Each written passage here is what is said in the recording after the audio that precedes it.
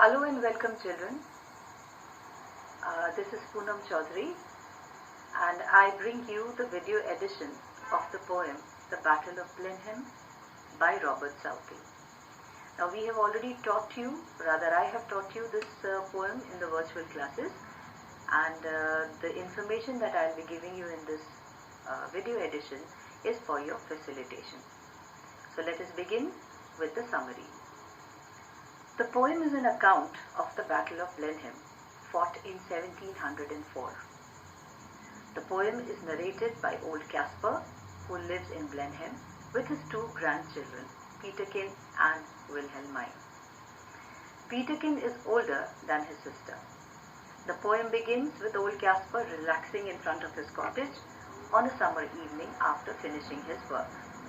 His granddaughter was playing in the green fields that surrounded his home. On the other hand, Wilhelmine saw her brother Peterkin playing at a rivulet nearby, rolling something large, smooth and round. He comes running to his grandfather to identify his discovery.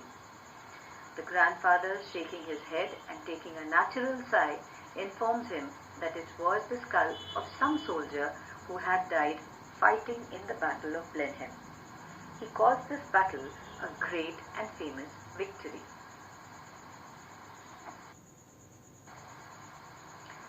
Peterkin is now curious and inquisitive about the war and wants to know what the war was all about and what the two sides fought each other for.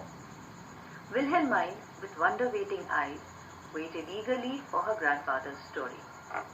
Old Caspar tells the children that when he ploughs his garden, his ploughshare digs out many skulls from the ground. They were the skulls of many soldiers who lost their lives in the Battle of Blenheim. Despite all the death and destruction, old Caspar refers to the battle as a great victory. Caspar informs them that in the war the English defeated the French, but he did not know why the two sides fought each other for.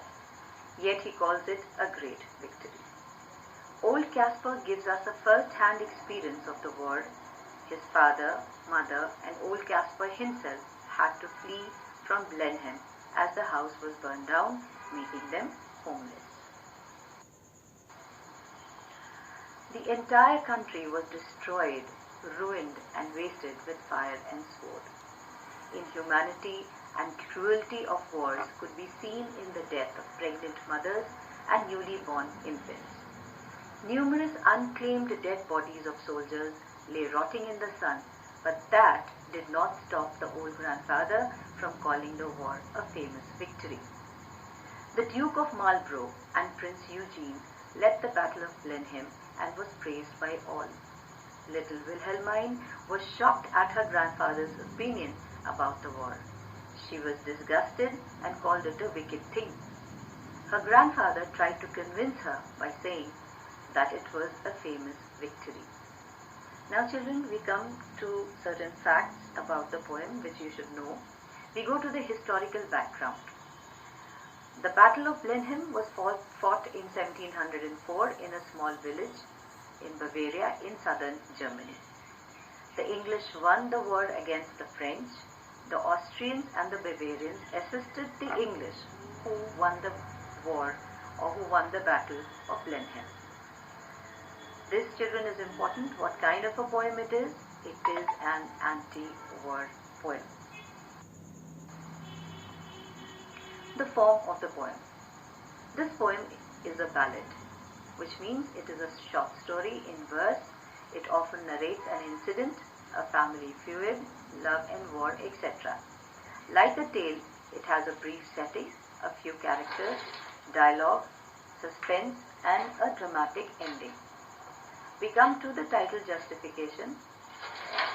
The title of the poem is appropriate and it has an historical background, as the poet refers to a depiction of the scene of the battle several years later, so the poem is titled after Blenheim. We come to the next point, that is the repetition. In a ballad, repetition of words and phrases is natural in order to emphasize. For example, you have old Caspar repeating a famous victory, a great victory, etc. The language is simple, conversational and colloquial.